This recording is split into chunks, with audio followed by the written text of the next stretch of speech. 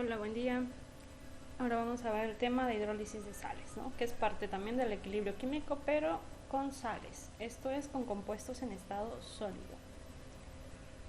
Bien, vamos a entender a qué se refiere este equilibrio de solubilidad.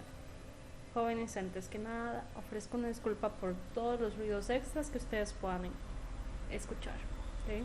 En este video, claro. Bien.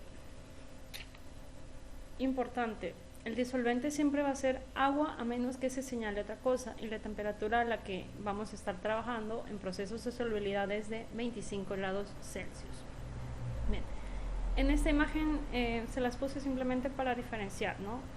Una disolución, o sea, cuando el soluto está totalmente diluido, pues es homogéneo, ¿no? No se ve diferencia. Una suspensión es una mezcla heterogénea. ¿Por qué? Porque podemos ver que no hay una sola fase. Además, ¿por qué se le conoce como suspensión? Porque podemos observar todas estas partículas suspendidas. Y cuando existe un precipitado, se va hacia el fondo y todo lo que queda en la parte superior se le conoce como sobrenadante. Okay. Vamos a ver el término o el significado químico para lo que es solubilidad, y esto nos dice que es la máxima cantidad de soluto que se va a disolver en una cantidad dada de disolvente a una temperatura específica. También podemos encontrar este concepto, que es gramos de soluto en un litro de disolución, y por ello las unidades gramos por litro, ¿okay? Entonces, una sustancia es soluble si se disuelve visiblemente una cantidad suficiente cuando se agrega el agua. Si no es así, la sustancia entonces va a ser ligeramente soluble o insoluble. Ligeramente soluble porque se alcanzan a ver todavía unas partículas que no se alcanzaron a diluir. E insoluble es cuando ya tenemos demasiado soluto, cuando ya está sobresaturada, o aquellos que simplemente no se disuelven, no se diluyen, cuando se empiezan a aglomerar partículas y ya no se disuelven. Y algo importante, aunque todos los compuestos iónicos son electrolitos fuertes, no todos van a tener la misma solubilidad, pero esto lo dejamos claro más adelante. Entonces, aquí les puse una tabla tomada del Raymond Chang para ver cuáles son los compuestos solubles e insolubles. Y dentro de estos compuestos solubles vamos a ver que hay también excepciones, ¿no? Y con los insolubles también tenemos excepciones. Un ejemplo, tenemos que en la columna izquierda me dice cuáles son los compuestos solubles, ¿no? Uno de ellos me dice que los halogenuros. Bien, los halogenuros, pero solo el cloro, el bromo o el yodo. Ahorita regreso a la anterior.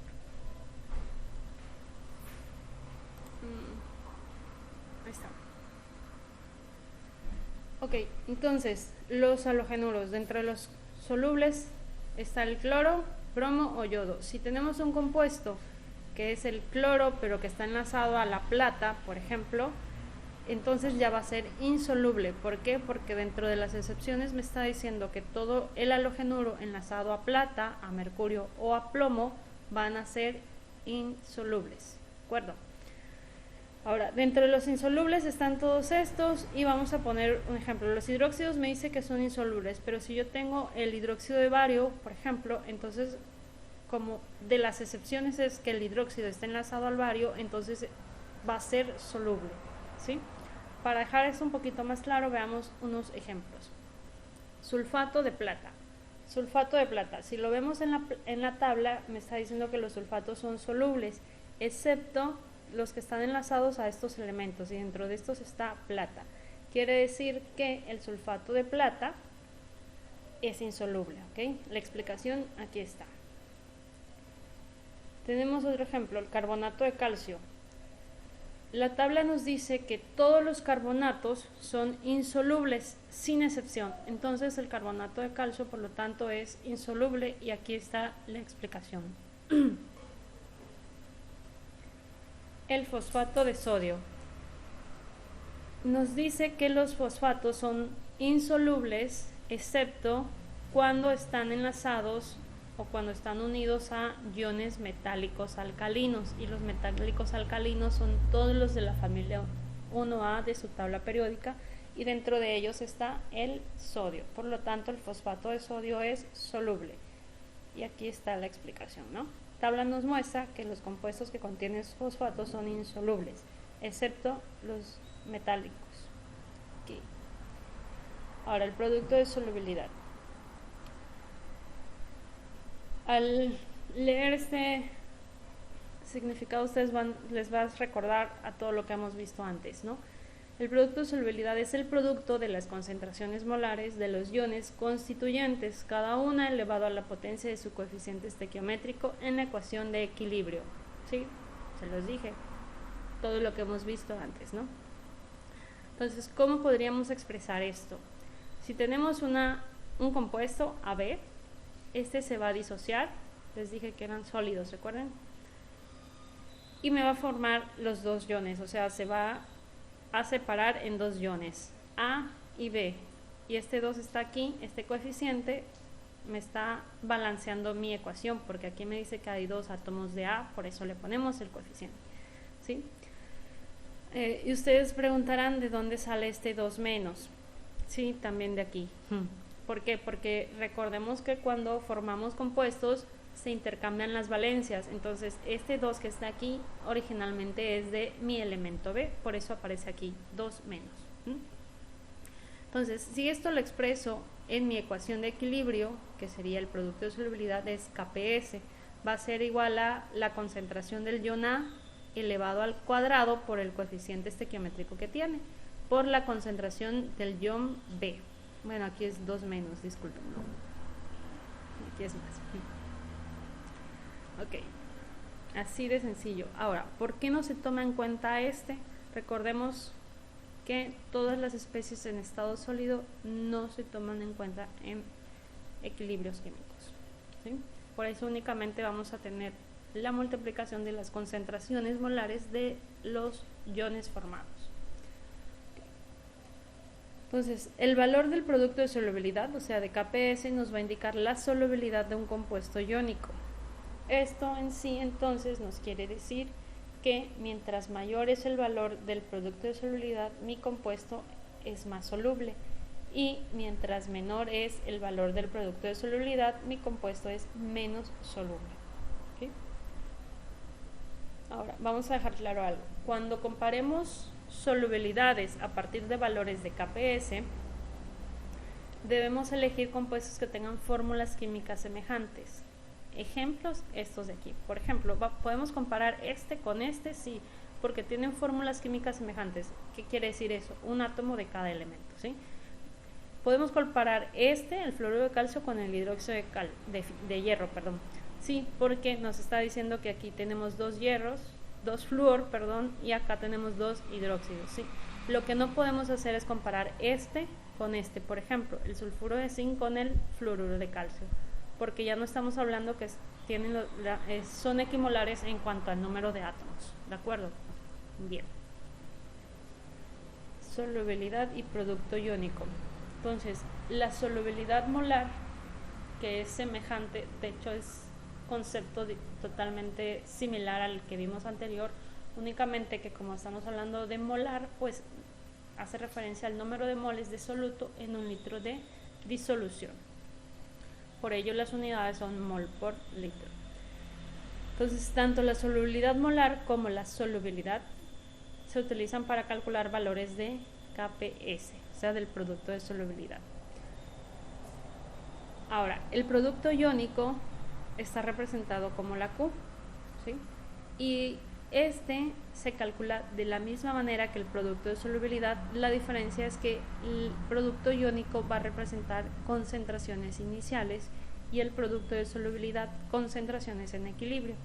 Ahora, al comparar estos conceptos o estos valores, nos quiere decir que cuando el producto iónico es menor que el producto de solubilidad, esto nos indica que nuestra disolución es no saturada y no hay precipitación. Cuando el producto iónico es igual al producto de solubilidad, esto nos indica que la disolución es saturada, pero sigue sin haber precipitación. Y cuando el producto iónico es mayor al producto de solubilidad, esto dice que la disolución va a ser sobresaturada y entonces ya hay precipitación. ¿Okay?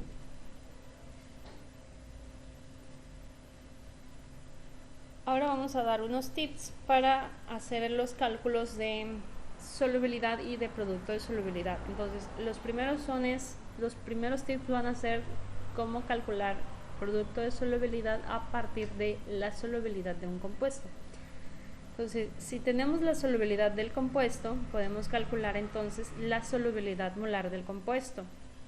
Si tenemos la solubilidad molar del compuesto, quiere decir que tenemos las concentraciones de aniones y cationes, y estas son las que vamos a utilizar para sustituir y calcular el producto de solubilidad del compuesto.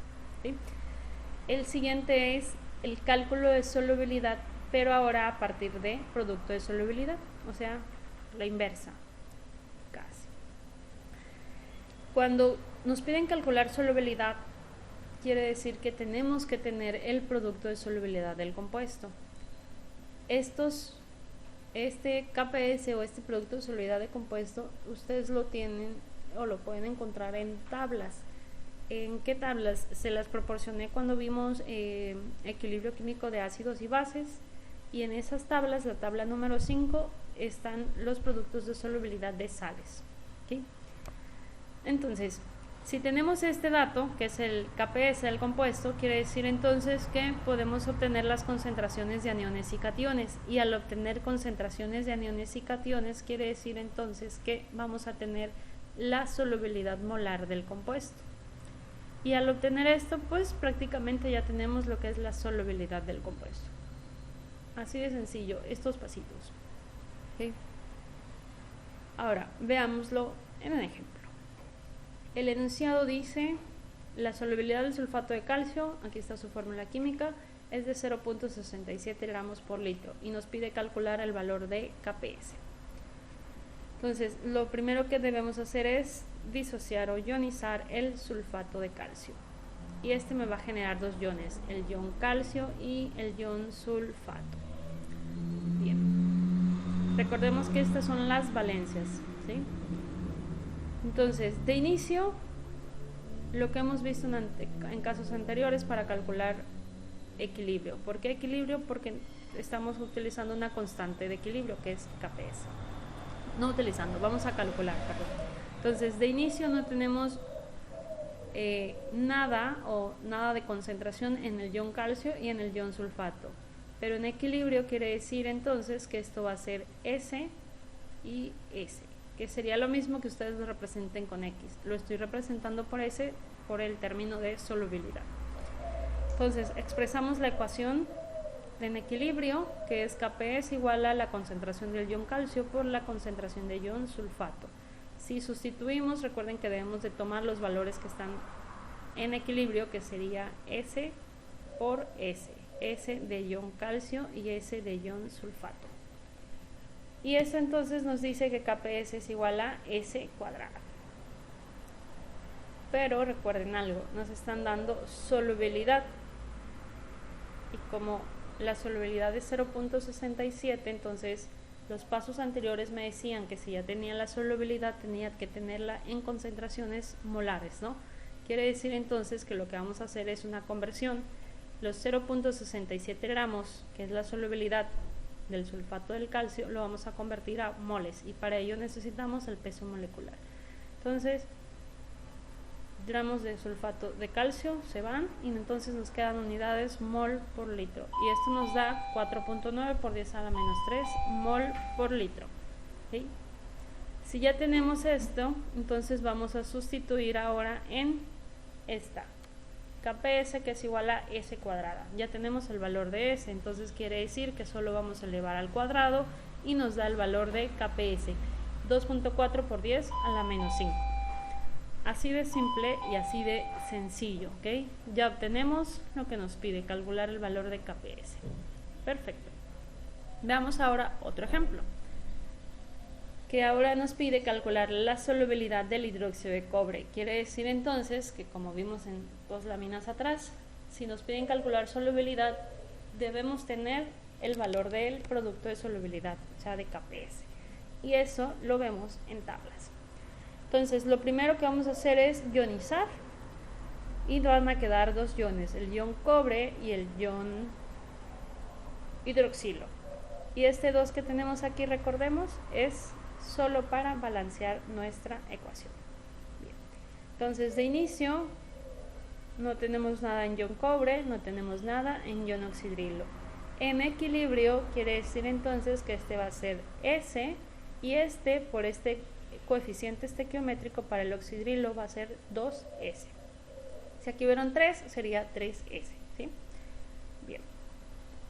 Entonces, nuestra ecuación de equilibrio para sales, que es el KPS igual a ion cobre por ion oxidrilo, y como el ion oxidrilo tiene un coeficiente, tiene este 2 de coeficiente, entonces se va a elevar al cuadrado.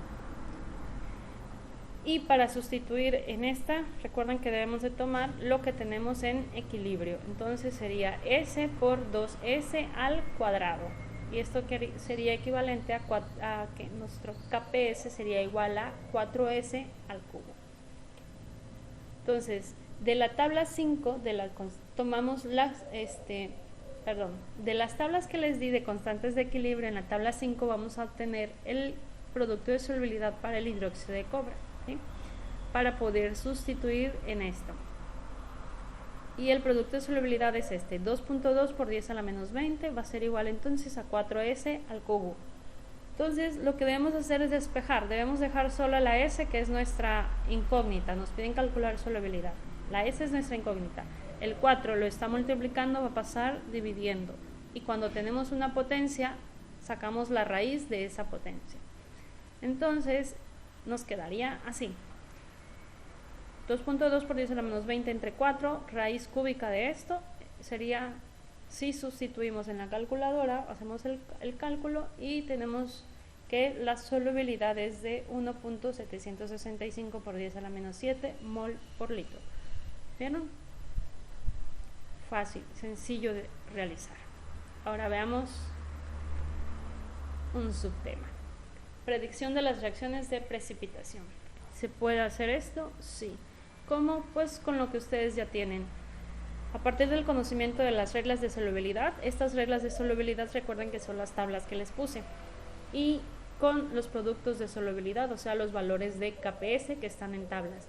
Con esto podemos predecir si se va a formar un precipitado cuando mezclamos dos soluciones. Okay. Entonces, de las tablas que podemos obtener, cuando un compuesto nos dice que es insoluble, la teoría nos dice entonces que va a precipitar. Entonces, recuerden que la tabla nos sirve para saber si un compuesto es soluble o insoluble. Entonces, este es un tip que les voy a poner. Cuando mezclamos dos soluciones, vamos a trabajar con una reacción de doble sustitución.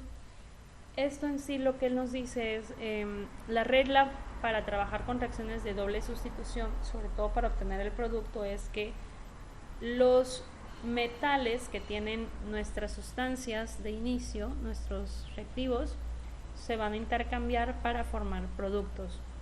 Más claro, aquí está. Tenemos estas dos sustancias que se van a mezclar, cloruro de bario y sulfato de potasio. En esta primera, en el cloruro de bario, el metal es el bario, y en el sulfato de potasio el metal es el potasio. Quiere decir entonces que para formar productos los que se van a intercambiar es el potasio al lugar del bario y el bario al lugar del potasio.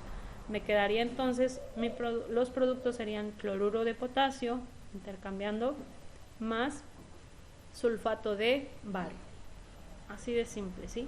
Lo único que les voy a pedir es que observen, utilicen su tabla periódica para observar cuáles son las valencias de cada elemento para saber entonces cómo quedaría realmente su fórmula. Aquí es correcto. El potasio es 1, su valencia es más 1 y el cloro es menos 1. El bario es más 2 y el sulfato es menos 2. Por eso quedan así. ¿Okay? Bien, ahora veamos un ejemplo. El enunciado me tiene una pregunta. Se formará precipitado si mezclamos 200 mililitros de cloruro de bario 0.04 molar con 600 mililitros de sulfato de potasio 0.08 molar, y nos pide que comprobemos la predicción calculando el producto iónico Q. Bien, ¿cómo podemos responder esto?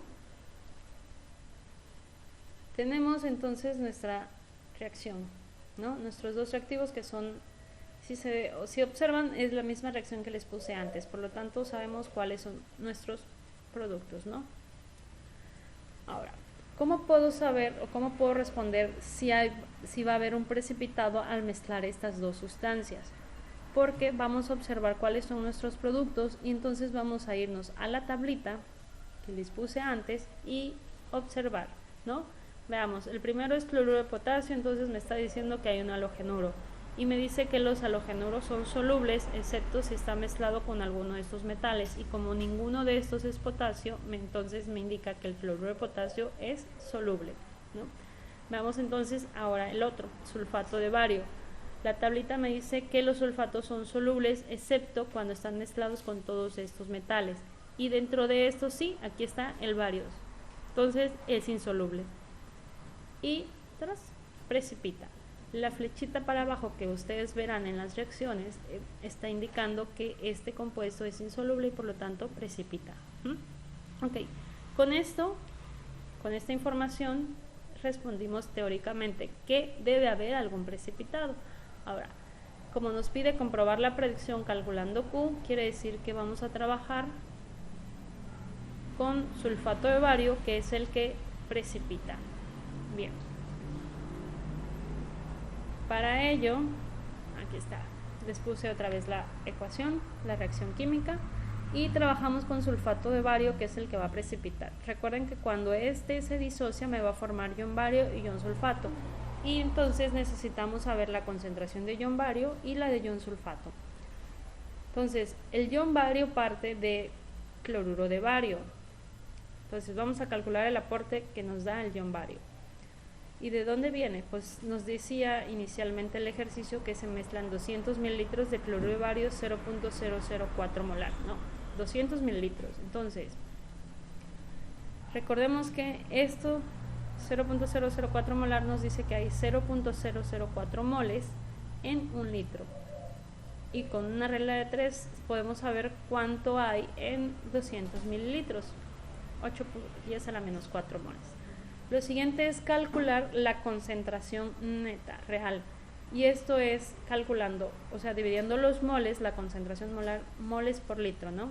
Los moles entre el volumen total, y el volumen total es la mezcla, o sea, el volumen que resulta de la mezcla de estas dos sustancias, y de este son 200 mililitros, y si bien recuerdo, de sulfato de potasio son 600 mililitros, si sumamos serían 800 mililitros, ¿no?